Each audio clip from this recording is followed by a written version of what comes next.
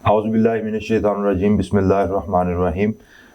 राजा वसीम हसन आपकी खिदमत में एक मरतबा फिर हाज़िर है।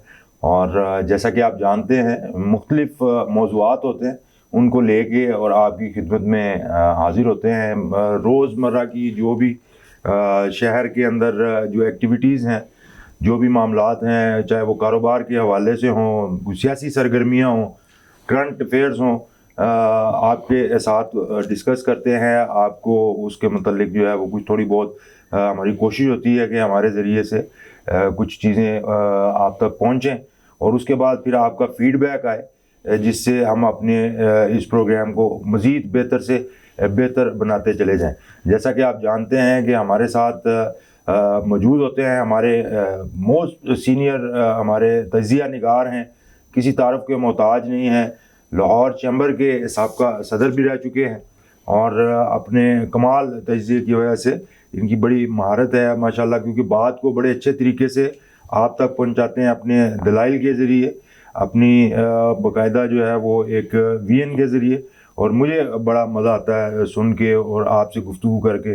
मैं बात कर रहा हूँ मियाँ शफ़क़त अली साहब की। अस्सलाम वालेकुम सर। वालेकुम अस्सलाम जी। मोस्ट वेलकम जी। और मियाँ साहब, आज का जो हमारा टॉपिक है वो क्योंकि अभी गुज़िश्ता दिनों आप गए थे लाहौर जिमखाना क्लब, आपके दोस्त भी हैं और आपके उस्ताद भी, आप उनको मेरे गुरु हैं मियाँ मिसबाह रहमान साहब। वो भी किसी तारुफ के मोहताज नहीं है। उन्होंने इस मरतबा जो लाहौर जिमखाना क्लब का इलेक्शन है वो जीता है अपने ग्रुप के साथ। जी जी। तो इसके मतलब कुछ थोड़ा सा हम आपसे जानना चाहते हैं कि लाहौर जिमखाना क्लब बुनियादी तौर पे इसको कहा जाता है कि जेंटलमैन्स एंड स्पोर्ट्स क्लब। तो यहाँ इस दफ़ा इलेक्शन बहुत ज़बरदस्त हुआ है और बड़ी हाइप क्रिएट हुई है पूरे शहर में।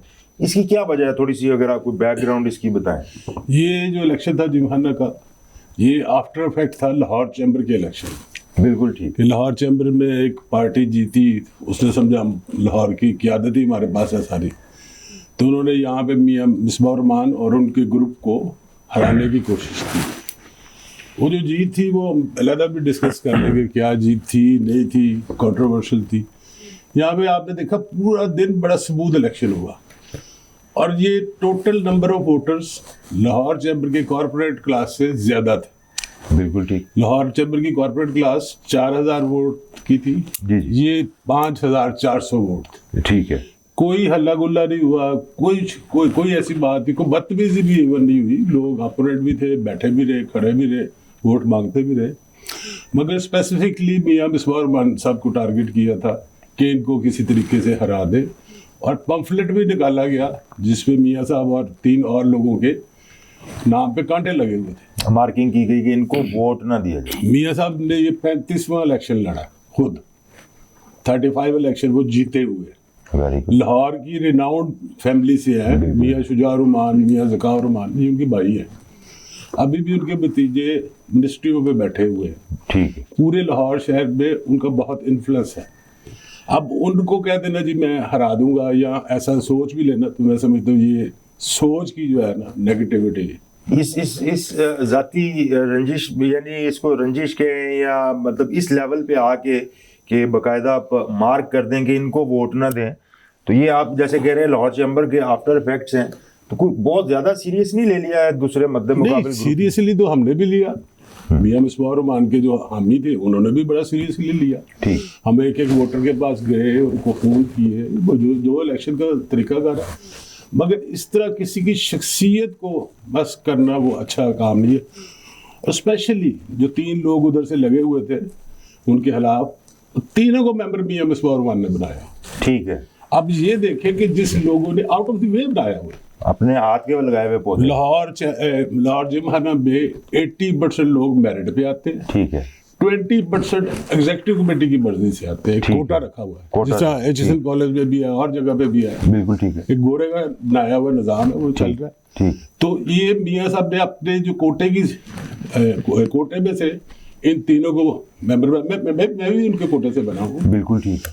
मगर वो बाकी सारे जो इधर थे 3 लोग उधर थे जिन्होंने उनके खिलाफ कंपेन चलाई। सर यहाँ पे थोड़ा सा हमारे सुनने वालों को और देखने को ये बताएं कि ये कौन लोग होते हैं। मतलब अक्सर ये सुनने में आता है कि शायद ब्यूरोक्रेट्स ज़्यादा यहाँ पे मेंबर्स बनते हैं। ये किस क्लास से लोग आके यहाँ पे मेंबर्स बन सकते हैं या बने हुए हैं जो लोग? कोई भी बन सकता है जी, वो तो क्लास की बात ही है, मगर ड्यूज का फर्क है। अच्छा। जो सरकारी पोजीशन पे लोग होते हैं ग्रेड 20 एंड अबव या 19 के भी, उनकी फीस कम है। ठीक। हमारे बिजनेसमैन की फीस 15 लाख है इस वक्त। जब मैंने मेंबरशिप ली थी 3 लाख थी, आस्ता बढ़ती रहती है इन्फ्लेशन के साथ। मगर ज़्यादा ब्यूरोक्रेट है और रिटायर्ड ब्यूरोक्रेट। ठीक है। हमें लिस्ट दी गई थी 1100 लोगों की कि ये बिजनेसमैन है, इन पे आपका इन्फ्लुएंस हो सकता है। ठीक है। तो रिमेनिंग मैं समझता हूँ सारे ब्यूरोक्रेट। वो सारे ब्यूरोक्रेट। अच्छा, ये बड़ा एक इसकी तारीखी एक अहमियत है जिमखाना की। पहले ये किसी ज़माने में लॉरेंस गार्डन जो था, जिसे अब बागे जना कहते हैं, वहाँ पे ये लॉर्ड जिमखाना था। वहाँ से फिर ये यहाँ पे शिफ्ट हो गया गोल्फ कोर्स में। बहुत सारे लोगों को ये भी नहीं पता कि अभी भी जिमखाना का एक हिस्सा लॉरेंस गार्डन या बागे जना में है। वो क्रिकेट ग्राउंड जो है वो जिमखाना की ग्राउंड है, और वो इंटरनेशनल ग्राउंड है। उसमें इंटरनेशल मैच भी होते रहे, टेस्ट मैच भी होते रहे, वनडे भी होते रहे, और श्रीलंका और साउथ अफ्रीका के मैच भी वहाँ पे हुए। ठीक है। तो दूसरी वो कायदे-आज़म एक लाइब्रेरी है, वहाँ पे क्लब होता था। बुनियादी तौर पे ये वहाँ से सारा सिलसिला, और 18 समथिंग में ये क्लब 1878 में बना। और जो मौजूदा जगह है जहाँ पे जिमखाना इस वक्त है, वो महज 72 में यहाँ पे शिफ्ट हुआ। बिल्कुल ठीक है। अच्छा, ये पहले गोल्फ कोर्स था, क्योंकि ये पंजाब गवर्नमेंट से ये ब्रिटिश राज में इन्होंने लीज पे जगह ली थी। वहाँ से उठा के फिर जब ये लीज ख़त्म हुई होगी डेफिनेटली, तो गोल्फ कोर्स था अपर माल, वहाँ पे फिर इसको शिफ्ट किया गया। इसकी बड़ी एक तारीखी जो एक अहमियत है वो अपनी जगह पे है। आप ये बताएं। दोनों की तारीखी अहमियत है जी। बागे जनाब में कंस्ट्रक्शन और नहीं कर सकते थे, ठीक है, इस वजह से वहां से निकलना पड़ा। गोल्फ कोर्स को में उन्होंने कंस्ट्रक्शन कर ली। अब जो बिल्डिंग नहीं देख रहे हैं जी जी, वो इधर बनी हुई है 72 के बाद की और कुछ पहले की है। बिल्कुल ठीक है। तो ये इसका जो कनेक्शन अब मैं असल में जो तजस्सुस जो लोगों को भी है कि लाहौर चैम्बर और लाहौर जिमखाना क्लब, इसका ये क्या मियां मिसबाह रहमान साहब एक सेंट्रल फिगर हैं जिसकी वजह से ये कनेक्शन वो तो है, मगर 400 लोग ऐसे हैं जो दोनों तरफ मेंबर है। ठीक है। 1000 लोग तो बिजनेसमैन है, उसमें से 400 वो है जो लाहौर चैम्बर के भी मेंबर हैं और जिमखाना के भी मेंबर। और जिमखाना में जैसे आप पहले बता रहे थे कि बड़े मशहूर लोग जो हैं वो यहाँ पे चेयरमैन भी रह चुके हैं, और जिसमें सरदार आसिफ अहमद अली साहब और कजलबाज साहब और इस तरह की शख्सियत। तो मियां मिसबाह साहब जो है ये कितनी दफ़ा चेयरमैन बने हैं? ये मेरे ख्याल में 5 दफ़ा चेयरमैन बने हैं। सलमान सदीक साहब जो इस वक्त चेयरमैन है, उनका हाईएस्ट स्कोर है, वो 7 दफ़ा अपनी ज़िंदगी में चेयरमैन बने। और सलमान सदीक साहब जो इस मरतबा चेयरमैन बने हैं, उनका बैकग्राउंड थोड़ा सा, वो ब्यूरोक्रेट हैं। वो चीफ सेक्रेटरी भी रहे हैं पंजाब में, और FBR के चेयरमैन भी रहे, और फाइनेंस सेक्रेटरी जो है फेडरल गवर्नमेंट के भी रहे। बिल्कुल ठीक। देखिए, ये एक बड़ी कम्युनिटी जो है वो डेवलप की गई होगी उस ज़माने में। अगर मैं थोड़ा सा सोचूं कि ये 1878 में जब बना था, और उस वक्त की एलीट जो है वो आके बैठती होगी, और उसमें ज़्यादा उस वक्त के अंग्रेज थे, बस थोड़े से देसी लोग भी थे। क्या उनको ये पता था कि ये एक वक्त ऐसा आएगा यहाँ पे फिर ये अपनी दंगा मुश्ती जो है ना वो शुरू करें? नहीं, मैं तो इस चीज़ पे आर्गूमेंट कर रहा हूँ कि दंगा मुश्ती हुई नहीं। ठीक है। लाहौर चैम्बर में हुई है, ठीक है, उन्हीं लोगों की वजह से हुई है। यहाँ पे बड़ा स्मूथ था, मैं सारा दिन वहाँ पे रहा हूँ, कोई किसी से कोई मिलजुल, जो मध्य मुकाबिल थे वो भी आपस में बैठ के गप्पे लगाते रहे और सारा दिन खाना भी इकट्ठे खाया सब। ठीक है। और लेकिन ये देखिए, एक रंजिश तो फिर बहरहाल एक बनी ना, एक सिचुएशन इस तरह की बनी जब आपने उनके ऊपर क्रॉस लगा दिया कि जी मुखालिफ ग्रुप ने कि इनको वोट ना दिया जाए, तो उसके बावजूद ये कश्मकश और दंगा मुश्ती में फर्क है। अच्छा। कश्मकश बिल्कुल रही और है, ठीक है, मेरे हाल में रहेगी। ठीक है। दंगा मुश्ती लाहौर चैम्बर में हुई, यहाँ पे नहीं हुई। यहाँ पे नहीं हुई। और मियां साहब, आप 2 दहाइयों से ज़्यादा खुद भी इसके मेंबर हैं। जी जी। और आप क्या समझते हैं कि आने वाले वक्तों में एक साल बाद इलेक्शन होता है शायद यहाँ, अब 1 साल बाद होगा। अब 1 साल के बाद होता है ये। इसके अंदर बहुत ज्यादा जो एक मुकाबलाबाजी और ये चीजें ये बढ़ती चली जाएंगी, या देखिए जो कंपटीशन होता है ना, साल ही था। कंपटीशन जो होता है हमेशा हेल्दी होता है, ठीक है, उसका कोई नुकसान नहीं होता। आप अच्छा काम करेंगे, अच्छी और चीजें लाएंगे, जो आपका मुखालिफ जो है वो जो एजेंडा पेश कर रहा था, आप उसमें से देखेंगे कौन सी चीजें हो सकती है, उनको कर लेंगे। दोनों अदारों में फर्क क्या है? जी, जो अदारा है लाहौर चैम्बर ऑफ कॉमर्स, वो डीजीओ ऑर्डिनेंस के तहत रजिस्टर्ड है, ठीक है, उसमें डीजी फेडरल गवर्नमेंट के लॉ अप्लाई हो। ठीक है। जो जिमखाना है, क्लब है, ये कोऑपरेटिव सोसाइटी के एक्ट में रजिस्टर हुआ। उसके कई दफ़ा रूल चेंज होते हैं, कई दफ़ा 3 साल का आ जाता है, कई दफ़ा साल का आ जाता है। तो ये आपकी ये अंडर पंजाब गवर्नमेंट है, अंडर पंजाब गवर्नमेंट। किसी वक्त पंजाब गवर्नमेंट का हिस्सा भी था जब गोरे थे यहाँ पे। बिल्कुल ठीक है। जिमखाना क्लब के हवाले से मजीद बात को जारी रखेंगे। यहाँ पे एक छोटी सी ब्रेक लेते हैं, कहीं मत जाइएगा, दोबारा इंशाल्लाह आपकी खिदमत में हाजिर होते हैं। Welcome back after break.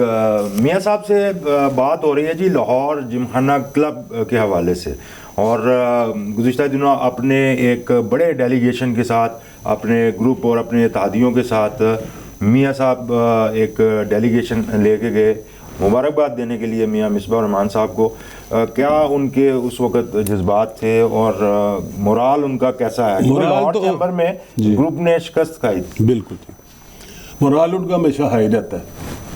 हार भी जाए तो मोराल उनका कभी डाउन नहीं होता, और ये सीखा भी हमने उनसे कि मोराल को जाने नहीं देना। बाकी है वो नेशनल इलेक्शन भी हारे, बिलावल भुट्टो के नीचे इलेक्शन लड़ रहे थे सुबाई, तो हार उनको कुछ तकलीफ नहीं देती और बड़े खुश थे। और बल्कि कमरे में बंदा खड़े होने की भी जगह नहीं रही थी, इतने ज़्यादा लोग हम चले गए थे। हम सबका मोराल हाई था और इंशाल्लाह रहेगा।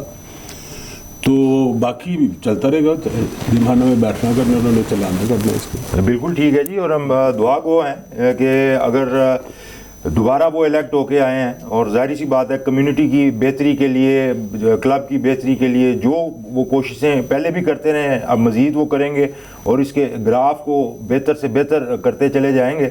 और बात बिल्कुल ठीक है मियाँ साहब की कि इंसान हारता नहीं है, हारता तब है जब वो हार मान लेता है। और ज़िंदगी में कभी भी हार मत माने, अपना जो भी टारगेट है उसको अचीव करने के लिए मुसलसल कोशिश और जद्दोजहद जारी रखें। और आपसे एक ही दरख्वास्त होती है, हमारे चैनल को ज़रूर सब्सक्राइब कीजिएगा, और अपने कमेंट्स में जो भी आप सवाल पूछना चाहें, जो भी इनपुट देना चाहें, हम उसका इंतज़ार करेंगे। अगले प्रोग्राम तक के लिए इजाज़त दीजिए।